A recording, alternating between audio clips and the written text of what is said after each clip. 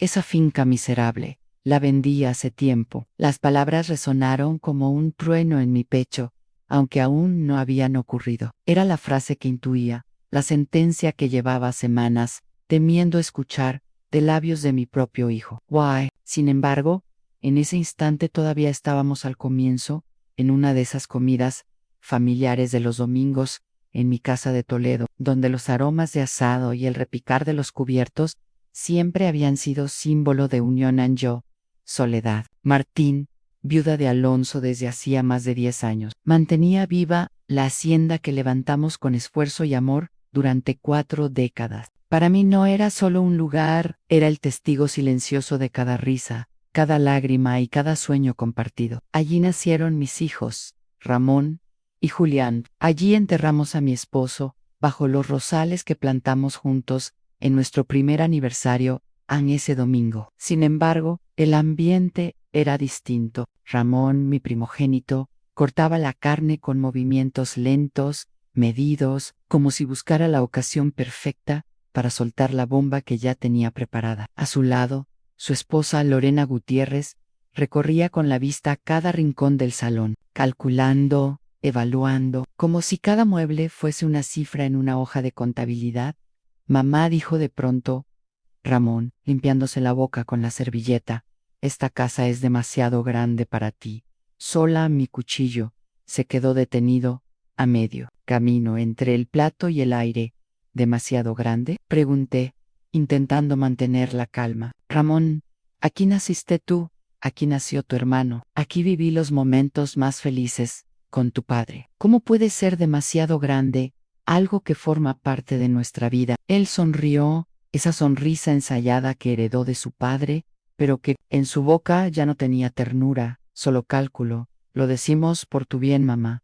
¿Y si un día te caes y no hay nadie que te ayude? ¿Y si sufres una emergencia? Lorena y yo hemos estado pensando que sería mejor que te mudaras a un piso más pequeño, algo cómodo y seguro.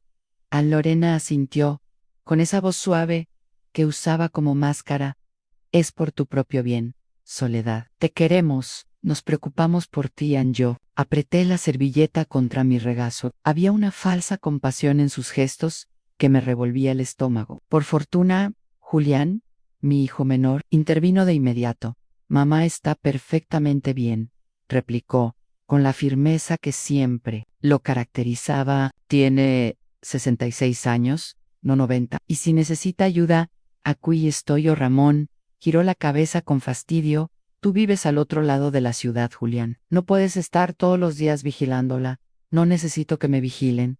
Intervine, yo, con voz firme. Soy una mujer adulta, capaz de cuidar mi propia casa. La conversación quedó en un silencio incómodo, apenas roto por el tintinear de los cubiertos. Pero dentro de mí nació la primera grieta, la sospecha de que no se trataba de preocupación, sino de algo más oscuro.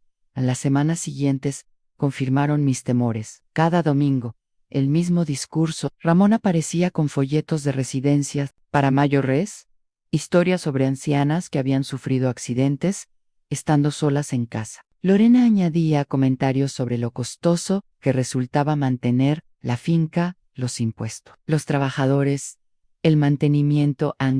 Un día, incluso trajo a un tasador. Por casualidad, mamá. Solo quiere echar un vistazo. A nada serio, dijo Ramón con esa sonrisa que ya no me engañaba.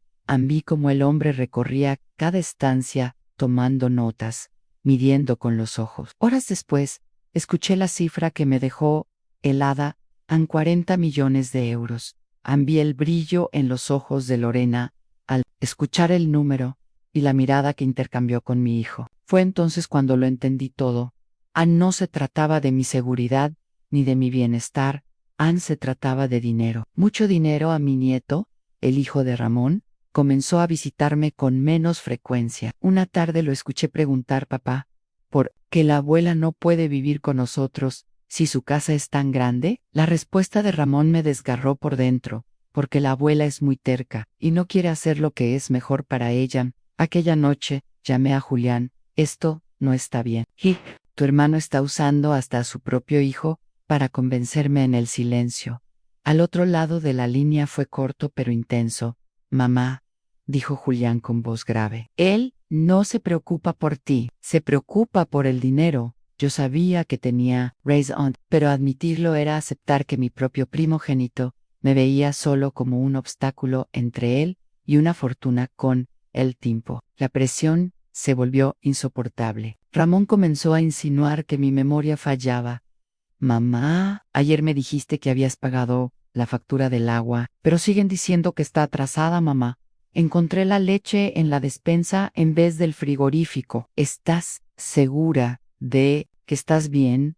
Cada palabra era veneno. Me hacían dudar de mí misma, como si realmente estuviera perdiendo la cordura. Y en esa vulnerabilidad, su poder crecía hasta que un día, después de una de sus visitas, marqué el número de Verónica Salas, mi abogada de confianza en Madrid. Conocía a Verónica desde hacía 15 años, desde que Alonso y yo pusimos en orden nuestros asuntos legales. Era directa, firme, y nunca se dejaba engañar por nadie.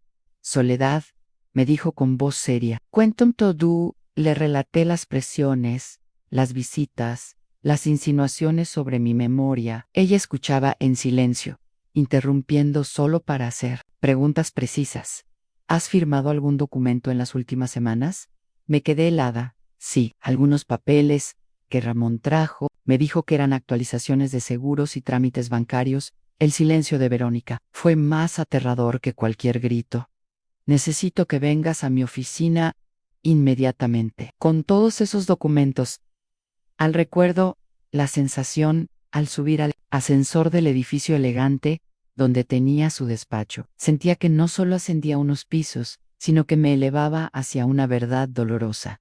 Verónica revisó cada hoja con rapidez. Sus ojos se oscurecían con cada página. Finalmente, levantó la vista. Dios mío, Soledad, esto es mucho peor de lo que imaginaba. ¿Qué quieres decir?, pregunté. Con la garganta seca levantó un documento que reconocí de inmediato.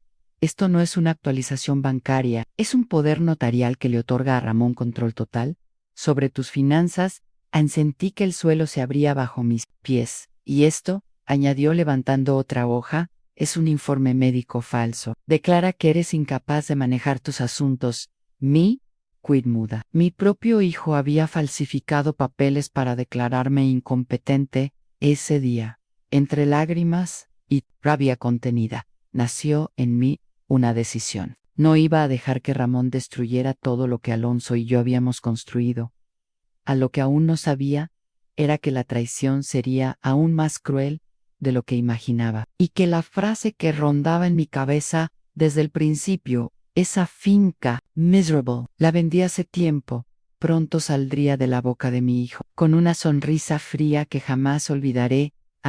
La carpeta, con los documentos falsificados, seguía abierta sobre el escritorio de Verónica. Yo no podía apartar los ojos de mi firma, repetida una y otra vez en papeles que jamás había leído con atención en firmas mías, y, al mismo tiempo, no mías. Algunas eran auténticas, estampadas con la ingenuidad de una madre que confía en su hijo.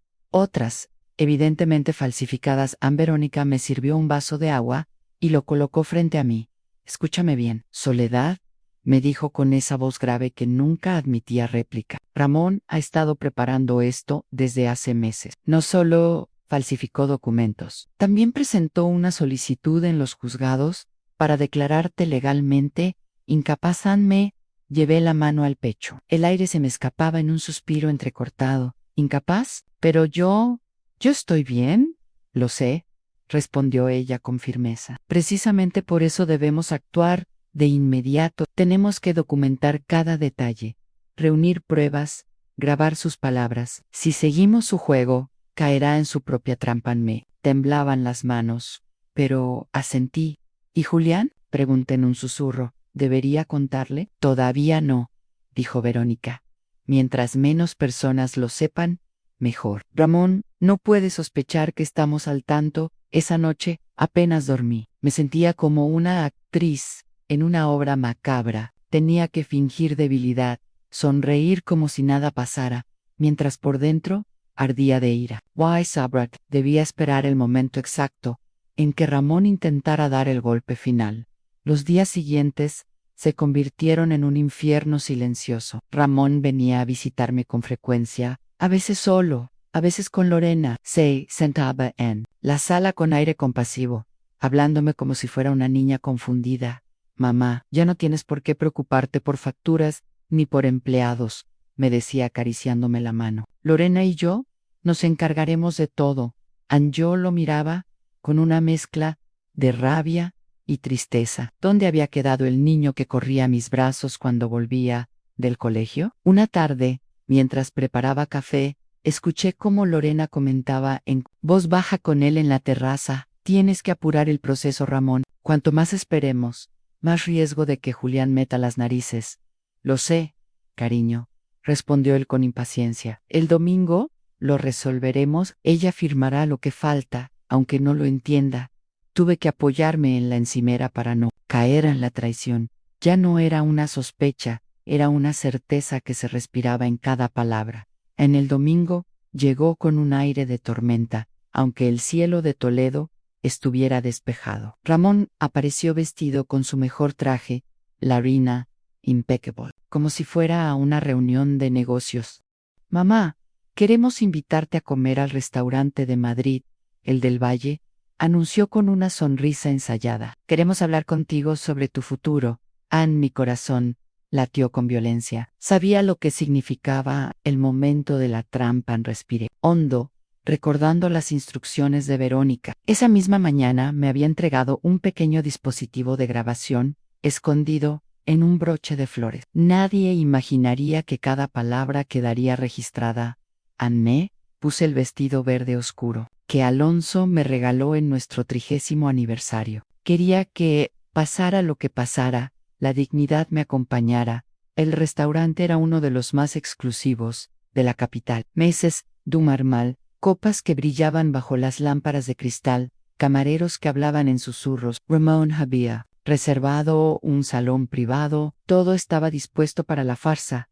Durante la primera hora, la conversación fue ligera. Me preguntaron por mi salud, hablaron de su hijo, de las vacaciones, me ofrecieron mi vino favorito, como si quisieran envolverme en un ambiente de confianza, pero yo sabía que era el preludio del golpe, cuando retiraron los platos principales. Ramón adoptó ese tono serio y paternal que usaba para manipular. Mamá, dijo, colocando una carpeta elegante sobre la mesa, Lorena y yo hemos estado trabajando con especialistas financieros, tenemos una oportunidad única para ti.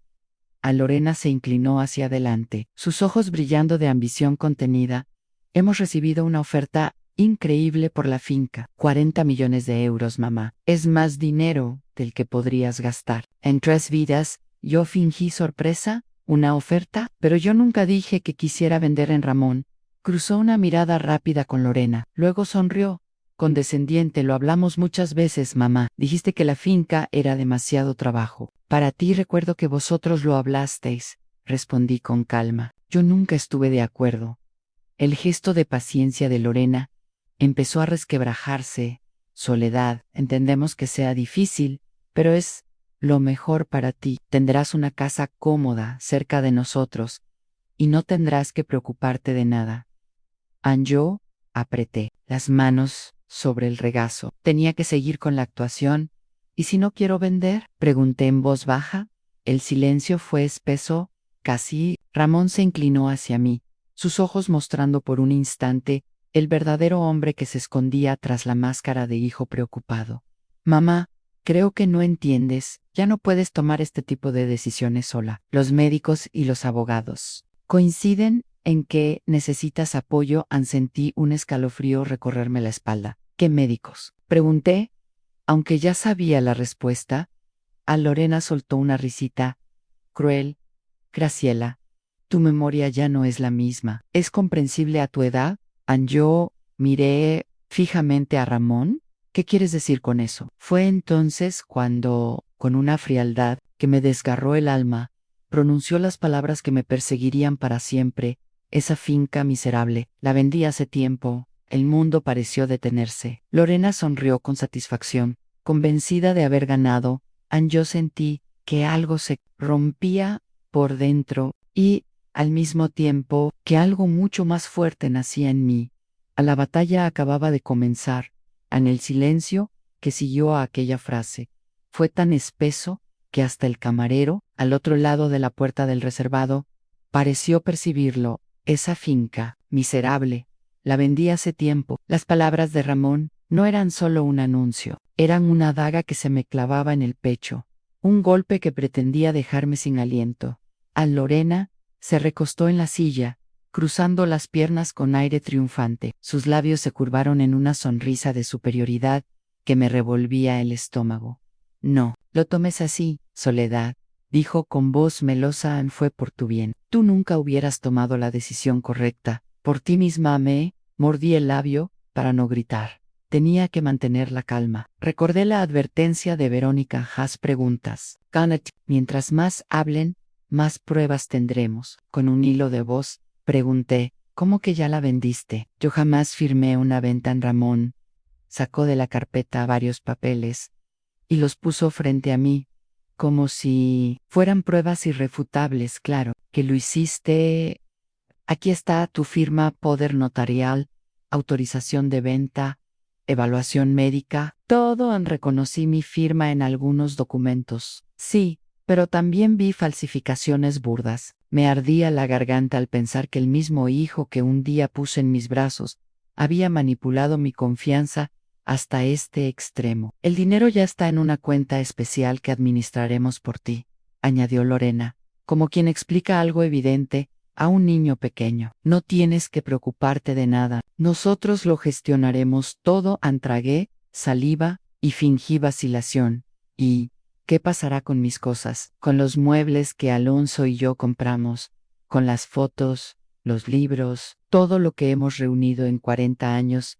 Lorena lanzó una mirada rápida a Ramón antes de responder. La mayoría de esas cosas son demasiado grandes para una habitación en la residencia. Tendremos que vender casi todo. Pero no te preocupes, guardaremos lo más importante en una bodega. Cerré los ojos un instante. 40 años de vida, reducidos a cajas en un almacén. Era la humillación más grande que podían haberme impuesto. El café llegó, y durante unos minutos reinó un silencio incómodo. Yo aprovechaba cada segundo para controlar mi respiración, para no dejar que la furia se desbordara antes de tiempo.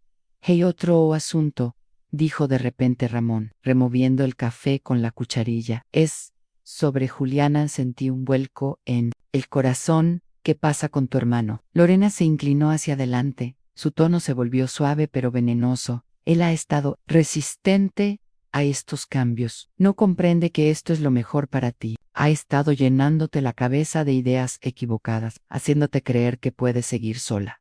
Ramón asintió con gesto grave. Por eso creemos que sería mejor que limitaras el contacto con él durante esta etapa de transición. Al menos que te adaptes a tu nuevo hogar. No queremos que él te confunda o te haga sentir mal por decisiones que ya se han tomado. Me quedé helada. No solo querían mi dinero y mi casa, querían aislarme de mi hijo menor, el único que realmente se preocupaba por mí. Con voz apenas audible, murmuré, pero Julián es mi hijo, y siempre lo será, replicó Ramón con frialdad, pero ahora mismo no actúa en tu mejor interés. Está dejando que sus emociones nublen su juicio. Quise levantarme y gritarles en la cara todo lo que sabía, mostrarles que la trampa estaba grabada, que Verónica ya lo había preparado todo. Pero respiré hondo. Aún no era el momento. Al salir del restaurante, el aire frío de Madrid me golpeó el rostro como un baño de realidad. Ramón y Lorena me escoltaron hasta el coche, como si yo fuera una anciana frágil, incapaz de caminar sola. Mañana iremos temprano para empezar a organizar tus cosas, anunció Ramón con tono paternal. Tu habitación en la residencia ya estará lista, añadió Lorena, revisando su teléfono como si fuera la gerente de mi vida.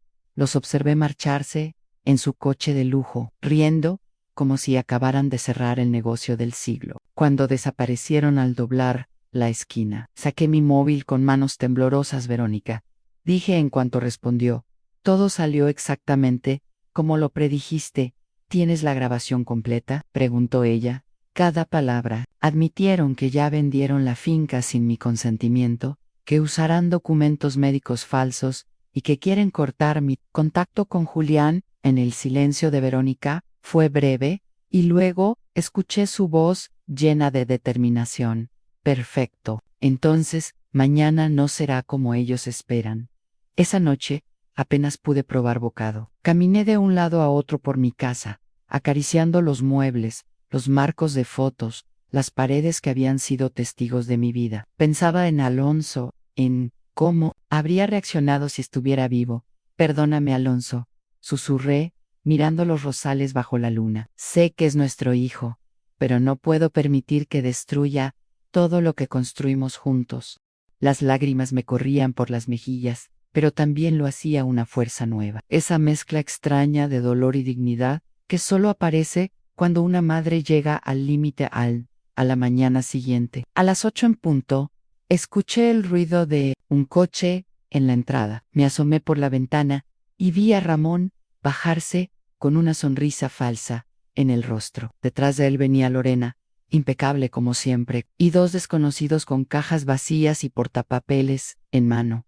Buenos días, mamá. Saludó Ramón con entusiasmo fingido. Trajimos ayuda para que esto sea más rápido. A Lorena entró mirando cada rincón como si ya le perteneciera. Graciela, esta es Patricia, una especialista en valoraciones. Y este es Manuel, que nos ayudará a empacar en mí. Obligué a sonreír con gesto resignado. Está bien, dije, con voz débil. Empecemos arriba. Mientras subíamos las escaleras, mi corazón latía como un tambor. Sabía que en cuestión de horas llegaría el momento decisivo. Y esta vez, la justicia no se haría esperar. En la mañana avanzaba, lentamente, como si cada minuto estuviera cargado de plomo. Ramón subía y bajaba las escaleras con cajas, dando órdenes a los dos hombres contratados para empacar. Lorena recorría las habitaciones con una libreta en la mano, apuntando qué muebles debían venderse, cuáles podían ir a una bodega y qué cosas eran prescindibles.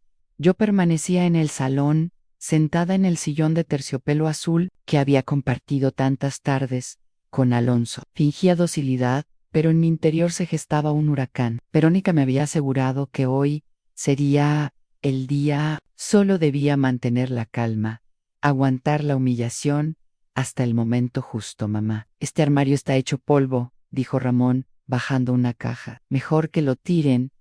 Lo miré con serenidad.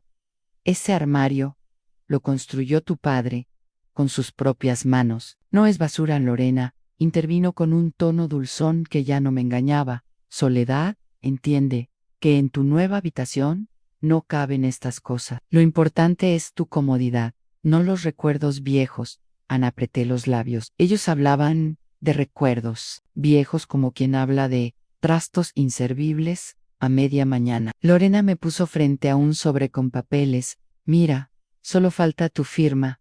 Aquí es un consentimiento final para que todo sea legal y puedas instalarte cuanto antes en la residencia. Abrí el sobre con manos temblorosas. Eran contratos de cesión total, documentos que anulaban cualquier derecho mío sobre la finca. No entiendo. Susurré, fingiendo confusión. ¿Esto no lo habíamos firmado ya? Ramón sonrió, convencido de que tenía el control. Sí, mamá. Pero estos son los últimos trámites, en cosas menores. No te preocupes. Confía en mí. Los únicos papeles que vas a firmar hoy no son los que imaginas. Recordé aquella frase que había prometido decir en el momento preciso. Mi corazón latía tan fuerte que casi podía escucharlo. De repente sonó el timbre. Todos miramos hacia la puerta. Ramón frunció el ceño, molesto por la interrupción. Manuel, abre tú, Ann. El hombre obedeció. La puerta se abrió de golpe, y en el umbral aparecieron dos agentes de policía, junto a Verónica, mi abogada. Uno de ellos mostró una carpeta con un sello judicial. ¿Ramón Martín?, preguntó con voz firme. Mi hijo se quedó paralizado. Sí, soy yo. ¿De qué se trata? El agente avanzó unos pasos. Tiene una orden de arresto en su contra por fraude documental, falsificación de firma y tentativa de estafa patrimonial. Ann. Lorena dio un grito ahogado. Esto es un error. No saben con quién están tratando. Verónica, impecable con su traje gris, Se colocó a mi lado y habló con una calma que me llenó de orgullo. No hay error, Ramón. Todo lo que dijiste en ese restaurante fue grabado. Tu propia voz, admitiendo la venta fraudulenta, el uso de informes médicos falsos y la intención de aislar a tu madre de su hijo menor. An Ramón palideció. Eso no prueba nada. Balbuceó. El policía levantó otro documento. Además de la grabación, encontramos transferencias de más de 200.000 euros a una cuenta a tu nombre, provenientes de un adelanto ilegal por la FinCan. El silencio que siguió fue demoledor. Lorena comenzó a llorar, pero sus lágrimas eran de rabia, no de inocencia. Eres una vieja manipuladora, me gritó, con los ojos encendidos de odio. Lo arruinaste todo. Yo me levanté, con dignidad, mirando a ambos con una serenidad que nunca antes había sentido. Las consecuencias de tus actos no las decido yo, las decidiste tú. Los agentes esposaron a Ramón, mientras él intentaba zafarse, gritando que todo era un montaje, que yo estaba loca, que Julián me había manipulado. Pero nadie le creyó. Sus propias palabras, grabadas en ese broche de flores que llevaba en mi pecho, eran más poderosas que cualquier excusa. Ramón Martín y Lorena Gutiérrez, anunció el oficial, quedan detenidos por orden judicial. Mientras los sacaban de la casa, escuché a Ramón suplicar: mamá, por favor, yo soy tu hijo, no permitas esto. Sentí un nudo en la garganta, pero no bajé la mirada. Extraño al niño que fuiste, Ramón, dije con voz quebrada, pero al hombre en que te convertiste, a ese no lo extraño en absoluto. Cuando la puerta se cerró tras ellos, el silencio volvió a la casa, un silencio distinto, cargado no de miedo, sino de alivio. Verónica me tomó la mano. Lo lograste, Soledad. No solo recuperaste tu hogar, recuperaste tu dignidad. Las lágrimas corrieron por mis mejillas. Pero esta vez no. Eran de dolor, eran de libertad. Gracias, Verónica. No busco venganza, solo justicia. Ella sintió. Y la tendrás. Más tarde llegó Julián, corriendo, con el rostro desencajado por la preocupación. Mamá, ¿estás bien? Lo abracé con todas mis fuerzas, como si quisiera fundirme con él para siempre. Estoy bien. Hijo, ya todo terminó. ¿Y Ramón? Preguntó en voz baja. Está donde tiene que estar. Lo miré a los ojos con firmeza. Y ahora, por fin, podremos vivir en paz, Julián. Me acarició el cabello como cuando era pequeño y me prometió: nunca más te dejaré sola, mamán.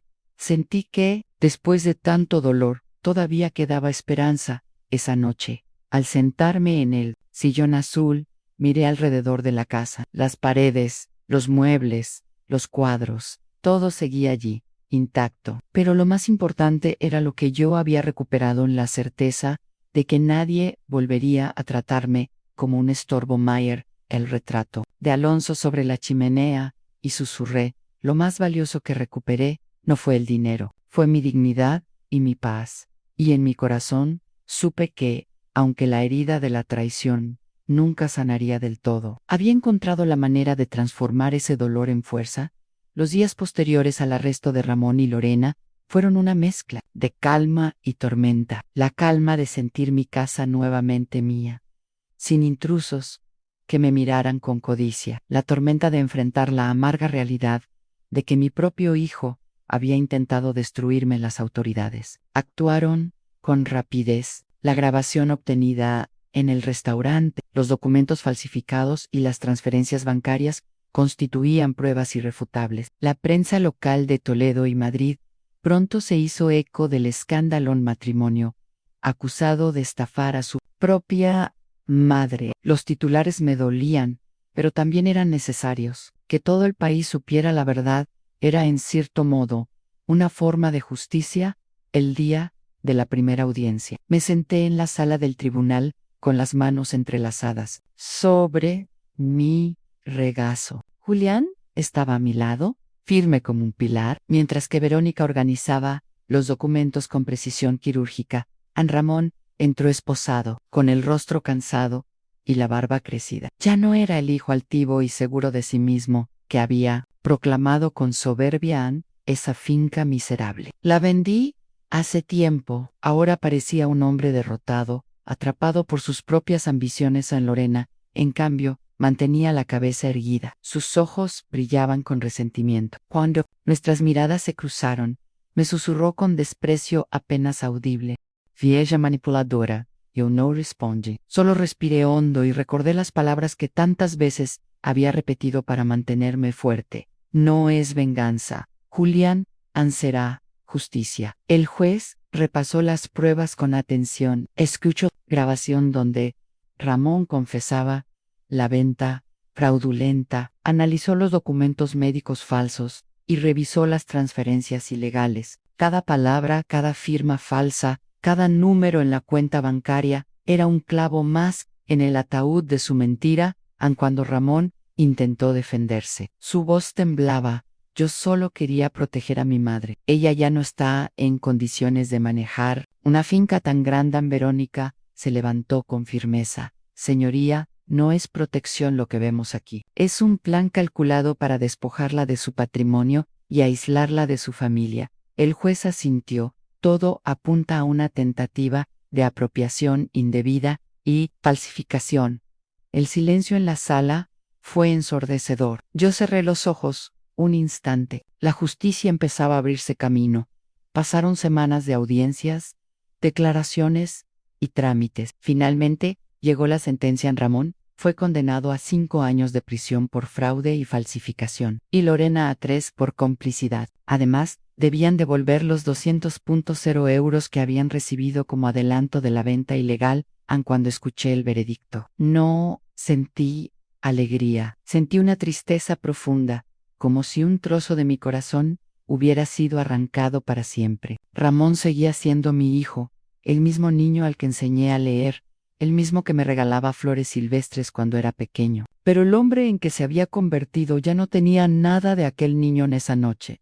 Al regresar a casa, le dije a Julián mientras cenábamos: «Extraño al niño que fue tu hermano, pero al hombre en que se convirtió, a ese no lo extraño». En absoluto. Julián me tomó la mano, con lágrimas en los ojos. «Mamá, lo importante es que tú sigues aquí, fuerte. No dejaste que te arrebataran lo que era tuyo». Yo asentí, aunque el vacío dentro de mí seguía pesando. Con el tiempo, la finca volvió a la normalidad. Los trabajadores, que habían estado inquietos por los rumores de venta, regresaron a sus tareas con alivio. Los rosales florecieron como siempre, y cada rincón de la casa parecía respirar paz de nuevo. Pero yo sabía que algo había cambiado. Para siempre. En una tarde, mientras tomaba té en la terraza, Julián se acercó con una propuesta. «Mamá, estuve pensando, ¿y si transformamos parte de la finca en un lugar de acogida, un refugio para mujeres mayores que, como tú, han sido víctimas de abusos financieros o familiares?» Lo miré sorprendida. «¿Un refugio aquí?»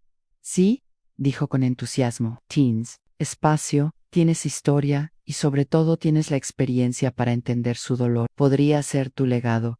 Mamá. Me quedé en silencio unos segundos, mirando los campos que se extendían hasta el horizonte. Pensé en todas las noches de soledad, en las lágrimas derramadas al descubrir la traición de Ramón, en la humillación de sentirme inútil. Quizá ese dolor podía convertirse en fuerza para ayudar a otras. «Hagámoslo», dije finalmente. «No quiero que ninguna mujer pase por lo que yo pasé».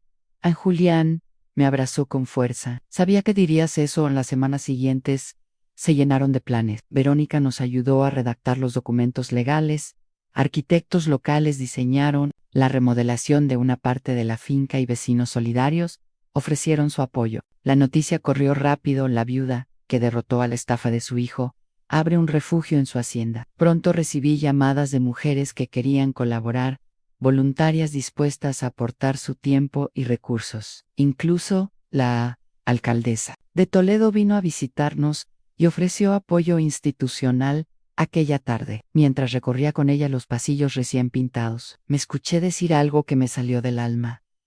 Lo más valioso que recuperé no fue el dinero, fue mi dignidad y mi paz. La alcaldesa me miró con respeto. «Y eso, doña Soledad, es lo que ahora usted dará a muchas otras».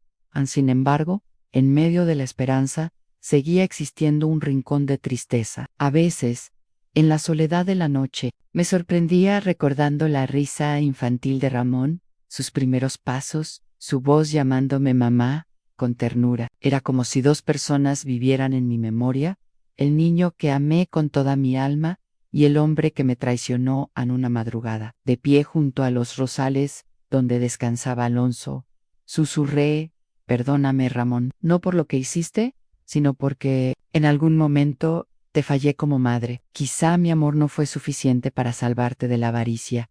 El viento sopló suave entre las flores, como si Alonso respondiera desde la eternidad: ah, no te culpes, Soledad. Tú hiciste lo que tenías que hacer. El refugio abrió oficialmente 3 meses después de la sentencia. La primera en llegar fue una mujer de 70 años, abandonada por sus hijos tras quedarse viuda. Luego vino otra, engañada por un sobrino, que le quitó sus ahorros. Cada una traía consigo una historia de dolor, pero también la esperanza de un nuevo comienzo al recibir. Sentí que todo mi sufrimiento había tenido un propósito. No era venganza lo que me sostenía, sino la certeza de que podía transformar mi herida en refugio para otras en esa noche. Al recorrer los pasillos donde resonaban voces nuevas, me dije a mí misma: el dolor puede destruirnos, o puede hacernos emerger. Yo elegí lo segundo.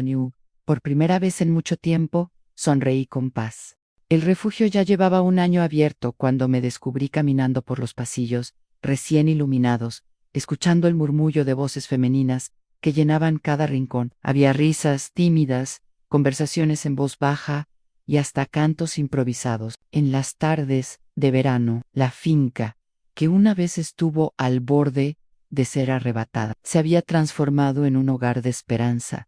A cada mujer que llegaba traía consigo una historia marcada por la traición. Algunas habían sido despojadas de sus ahorros por familiares, otras manipuladas para ceder sus propiedades. Todas compartían el mismo dolor en haber sido vistas como una carga, como un obstáculo en la vida de los suyos. Yo las recibía en la entrada con un abrazo sincero. Les mostraba la habitación que habían preparado para ellas, los jardines donde podían pasear, y sobre todo, el comedor donde siempre encontrarían un plato caliente y compañía. Y en cada mirada rota, veía reflejada mi propia herida. Recuerdo especialmente a María Dolores, una mujer de 73 años, que llegó una tarde de otoño con apenas una maleta. Su hijo la había convencido de firmar un préstamo hipotecario para ayudarlo en un negocio. Ella no entendía del todo los papeles. Al final, perdió su casa. A la primera noche lloró sin consuelo, murmurando: creí que mi hijo nunca me haría daño. Yo me senté a su lado y tomé su mano. Extraño al niño que fue mi hijo Mayo R. Pero al hombre en que se convirtió, a ese no lo extraño en absoluto, le confesé. Ella me miró con sorpresa, como si no esperara encontrar eco en mis palabras. Y entonces supo que no estaba sola en Julián. Fue mi Mayo R apoyo en todo este proyecto. Supervisaba las obras, coordinaba a los voluntarios y a veces cocinaba para todas con un delantal que le quedaba ridículamente pequeño. Las mujeres lo adoraban, lo llamaban el hijo que todas quisiéramos tener. Mamá, me dijo una tarde, mientras reparaba una lámpara en el comedor, nunca pensé que de tanto dolor pudieran hacer algo tan hermoso. Yo asentí, observando a las mujeres sentadas alrededor, compartiendo historias y recuperando la confianza. Es que el dolor, hijo, puede ser una cárcel, o puede ser un puente hacia los demás. Nosotros elegimos construir un puente. De Ramón y Lorena supe poco. Después del juicio, estaban cumpliendo condena en Madrid. Algunos me preguntaban si los visitaba. La respuesta siempre era la misma: no han, ya no son parte de mi vida. Y aunque en el fondo me dolía, comprendí que era la única forma de seguir adelante. El perdón es posible, pero la confianza rota jamás vuelve a ser la misma. Andaya, recibí una carta de Ramón desde la cárcel. La abrí con manos temblorosas. Mamá, perdóname. Sé que te hice daño, que te fallé como hijo. No sé en qué momento me convertí en alguien tan diferente del niño que fuiste tú la que criaste. No espero que me comprendas, solo que un día puedas recordarme sin odio. La leí varias veces. Mis lágrimas mancharon el papel. No respondí, no porque guardara rencor, sino porque entendí que había cosas que ya no necesitaban palabras. Los meses se convirtieron en estaciones, y las estaciones en un nuevo ciclo de vida. La finca, antes símbolo de dolor, era ahora un espacio de renacimiento. Organizábamos talleres de lectura, sesiones de música y hasta celebraciones de cumpleaños para las mujeres, que jamás habían soplado velas en años en una tarde de verano. Mientras el sol teñía de naranja los campos, me detuve frente a los rosales donde descansaba Alonso. Lo logramos, querido, susurré. Nuestra casa sigue en pie, pero más que eso, ahora es refugio para muchas. El viento agitó las flores, suavemente, como una caricia invisible. A la inauguración oficial del centro, se celebró con una gran reunión. Vinieron vecinos, autoridades locales y hasta periodistas. Yo, vestida con un traje sencillo pero elegante, tomé la palabra frente a todos. Hace un tiempo estuve a punto de perderlo todo, a mi hogar, mi familia, mi dignidad. Fui víctima de la avaricia de quienes deberían haberme protegido, pero no me rendí. Y hoy, gracias al apoyo de mi hijo Julián, de Verónica y de todos los que confiaron en mí, esta finca no se convirtió en un recuerdo, sino en un refugio. Hubo un aplauso largo, sincero, vi lágrimas en los ojos de muchas mujeres presentes. Lo más valioso que recuperé no fue el dinero. Concluí con voz firme. Fue mi dignidad y mi paz. Y eso es lo que quiero compartir con cada mujer que cruce estas puertas. Ahora, mientras escribo estas líneas sentada en mi despacho, miro por la ventana y veo a varias de las residentes paseando entre los olivos. Sus risas son la prueba de que el dolor puede transformarse en vida. El pasado aún duele, sí. La traición de Ramón será una cicatriz que nunca desaparecerá, pero aprendí que las cicatrices no son señales de debilidad, sino de supervivencia y, si mi historia puede servir de algo, es para recordar que la justicia siempre es posible, incluso cuando parece que todo está perdido. Queridos amigos, gracias por acompañarme hasta el final de esta historia. Gracias por darme su tiempo, por escuchar la voz de una mujer que se negó a rendirse frente a la traición más dolorosa. Ahora, quiero preguntaros a vosotros, si un ser querido intentara arrebataros lo que más valoráis, ¿elegiríais el perdón o la justicia?